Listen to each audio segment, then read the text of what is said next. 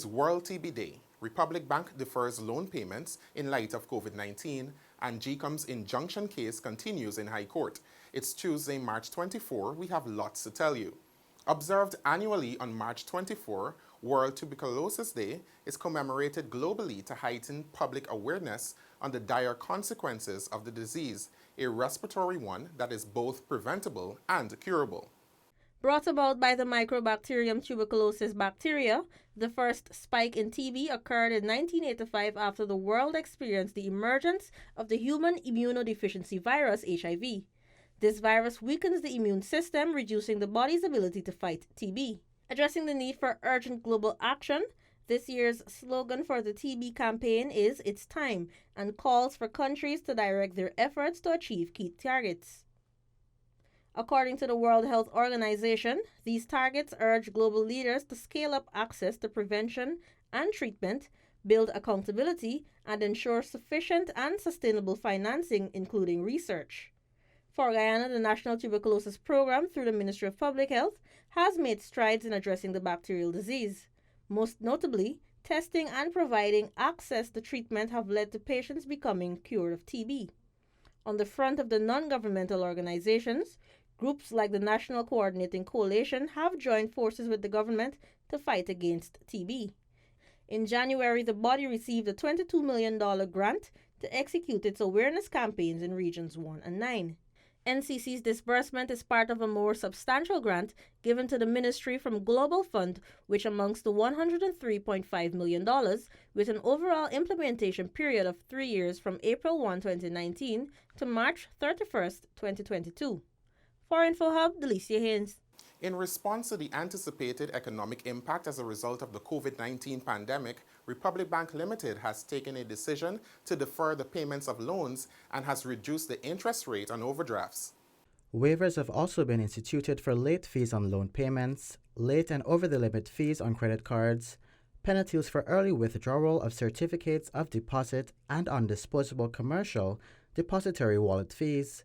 The limits for overdraft and credit cards will also see increases on a case-by-case basis.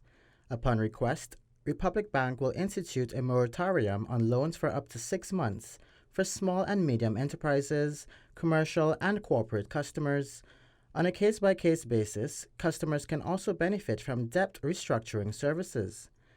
The Guyana Association of Bankers Incorporated has stated that the hours of business at all local banks is now 8 a.m. to noon until further notice. Additionally, customers are encouraged to use online services, mobile banking to monitor accounts, make balance of payments, and transfer funds. Further, ATM services, debit and credit cards, and night deposits can also be used as alternatives. For InfoHub, Gavin Lewis. Only last week, the Bank of Guyana called on local financial institutions to implement several measures in light of the economic fallout being experienced due to the COVID-19 pandemic. Scotiabank has also taken a similar step with other commercial banks waiving point of sales and other fees.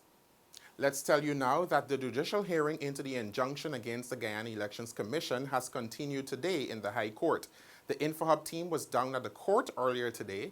Here's a report.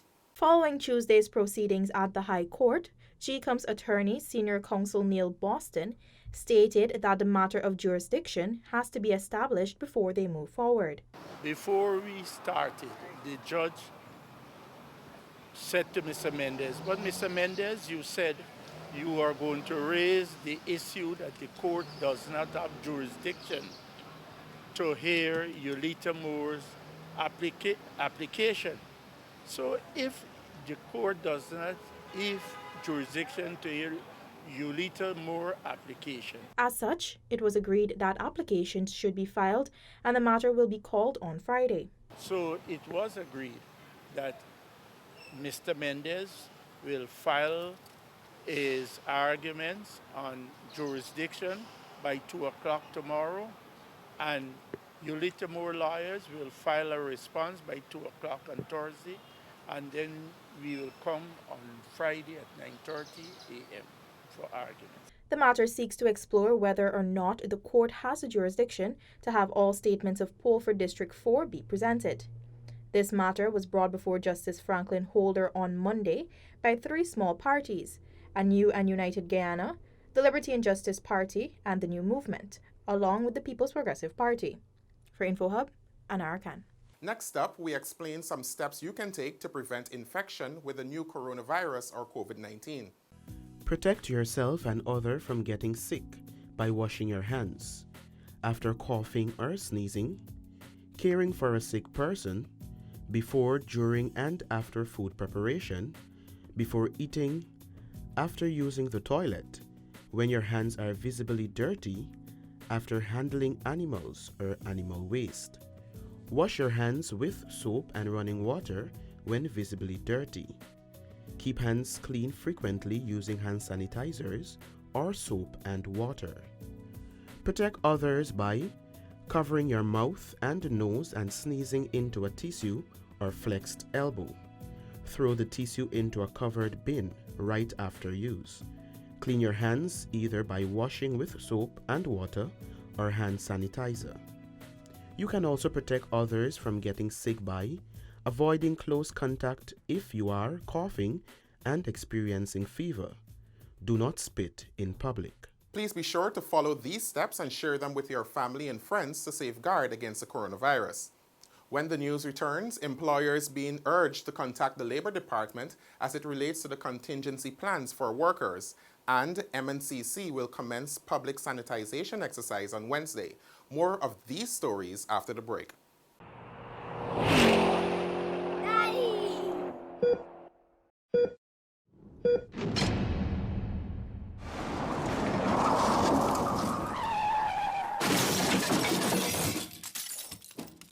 Welcome back. Chief Labor Officer Charles Ogle on Monday urged employers to reach out to the Department of Labor to address contingency plans to effectively safeguard employees in light of COVID-19. In efforts to safeguard the workplace and its staff in wake of COVID-19, the Department of Labor has opened its doors to have such issues discussed with officials.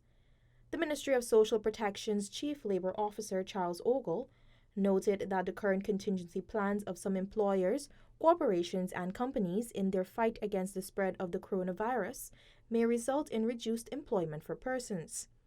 He urged employers who are experiencing problems relative to the ongoing health situation to contact the Labor Department and its senior officers for advice on any issue. Commencing March 16 to protect the health and well-being of public servants, the Department of Public Service has approved staff rotation measures to prevent clustering at the workplace. For InfoHub, Anara Khan. The Supreme Court has committed to ensuring continued access to justice while safeguarding its staff and the public amid the continued threat of COVID-19. According to a release, all pending matters in the high courts in all 3 counties are adjourned for at least 1 month to a date on or after April 20, 2020, with the exception of maintenance, domestic violence, and related matters. All other cases in the Magistrates Court will be refixed to April 20, 2020. Only urgent matters or cases will be heard in the high courts. Where persons are in custody, their matters will be heard or bail considered. Bail applications and remand of prisoners will be done via Skype, telephone conferencing, or other electronic means. Magistrates will be operating on a roster basis, sitting 1 day per week in each district. Also, members of the public are advised to not visit any courts unless specifically requested to do so by the court or by a lawyer. More on this story can be read on our website. Let's tell you now that the Georgetown Mayor and City Council will commence its public sanitizing exercise on Wednesday, March 25, in response to the novel coronavirus or COVID-19. According to the Director of Solid Waste Management, Walton Orion, the public sanitization will focus on areas that are more populated throughout the day. Effective up tomorrow morning, 4 a.m., we will roll out a plan towards sanitizing some streets in Georgetown. And areas that we are prone to have heavy traffic, we're trying to address those first.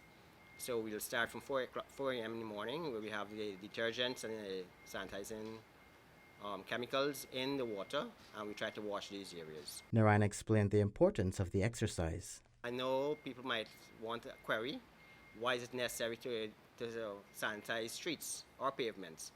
And it's basic, is that when we sneeze, when we cough, Sometimes we turn away, we do not have a tissue, and those droplets get onto the road or the pavements. Some research have been proven that these COVID-19 viruses stay on plastic items for like 3 days, bitumen for like 1 day. According to the director, household and commercial waste services have not seen any severe disruptions.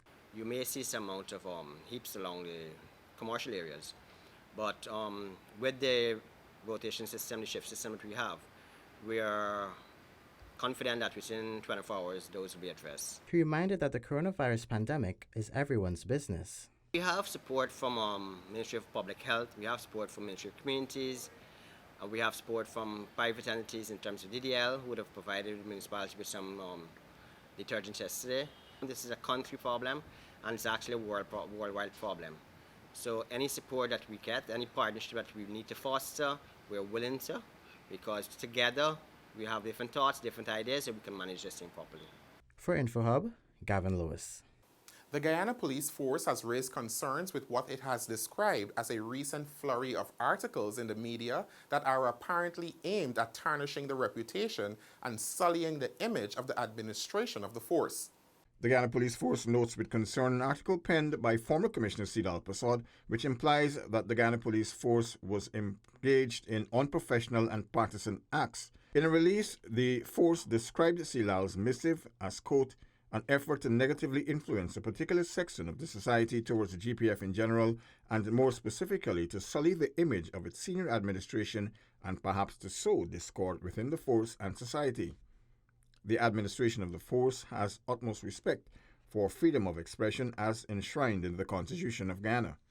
However, any misrepresentation of facts needs to be strenuously addressed and in this regard necessitates perspicuity. The force further described Silal's claims about Rank's unprofessional performance at the Region 4 RO's office and the Artichon Conference Center as clearly unfounded since, quote, the police operated within the confines of the law provided for by Sections 3, Chapter 2 of the Police Act, CAP 1601.